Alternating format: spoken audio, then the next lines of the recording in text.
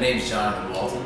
I'm the director of the New York City Urban Project for InterVarsity Christian Fellowship. InterVarsity's mission is to see lives transformed, campuses renewed, and world changes develop. And my job is to give students and leaders in communities the character and capacity to actually change the world. Lots of us are willing to feed the homeless, tutor and mentor, fight sex trafficking and labor slavery, but not all of us are able. And so how do we become people with the character and capacity to actually change the world? All of us. When we see documentaries, when we see commercials, when we see a person who's homeless on the train, when we hear about something that pops up and we say, I really want to help, I really want to get involved. But we don't, or we can't. And so what's going to be that turning point for you? My job is to help that turning point happen, and not just have it happen once, but actually have it happen over and over and over again as you transform the lives of broken people. I have really good friends, and they come and visit every year when we do our spring break program. So students come for a week and they serve with us. And Kelvin, really great guy, he came up to us and he says, I don't have a place to stay, can I come back with you guys? So we started to have a conversation. I didn't know that he was trafficked to New York City. I didn't know that he had friends that slept in an arcade every night. They paid $5 to play video games, but they were really looking for a place to sleep.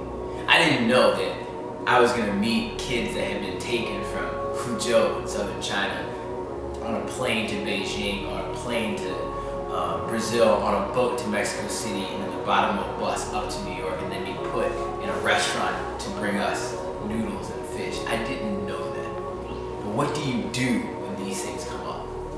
I think we do three things. You get informed. So I immerse myself in learning about what it looks like for people to be trafficked and taken advantage of, for vulnerability to be exploited, and for someone to be taken advantage of just for sex or for labor. And I also had to get inspired, because there are people transforming this world around the corner and around the world, because trafficking is here and over there, but God has put people in all of these places to set the captives free. So learning about William Wilberforce from a long time ago, but also learning about Diana Mao from Know Me Network, Jimmy Lee from Restore NYC, Faith Huckle from Restore even before Jimmy, Rachel Lloyd, Ted Bunch, Norma Ramos, amazing people who are saying it's not okay for men, women, boys, and girls to actually be exploited for what they can do for us and not actually have opportunities to flourish the way that we do.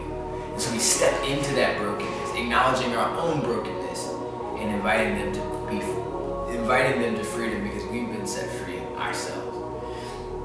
At NICO, one of the biggest things that we do is actually help people testify to the freedom that they've experienced themselves. It's very, very difficult for you to sit down with somebody on the street who's homeless, and for them to ask you why you're there, for you to say, I'm doing this because I feel guilty. You got on the train and I felt really guilty that I have much more than you. That's not gonna transform their lives. It's hard to sit down in front of a woman who's been exploited over and over and over again, like I did with Grace when I was a sophomore, and she looks at me after she had been kidnapped by the LRA. Jonathan, why are you here? My anger, the anger and frustration that I felt, is not going to transform her life. What she actually needs, and what Kelvin actually needed, and what these people on the street actually need, is love. When they say, why are you here? We answer, it's because of love. And the walls come down, because anger, frustration, guilt, fear, obligation, the walls don't come down. When the love of God encounters someone, the walls come down, and we're able to build a relationship and set people free from the chains that we can see and the chains that we can't. That's what we aim to do with NICO, is to expose the brokenness in the world to the light of Christ, and not invite people from your cage to my prison, and to take off your handcuffs and get under my ropes. The reality is God is inviting the pimp and the trafficker and the traffic victim and the police officer and the janitor and the John and everyone to actually be free, because in his kingdom there is no oppressed and there is no oppressor. And so we want to develop people who are actually able to do that in every sector of society, in every family, in every community. First,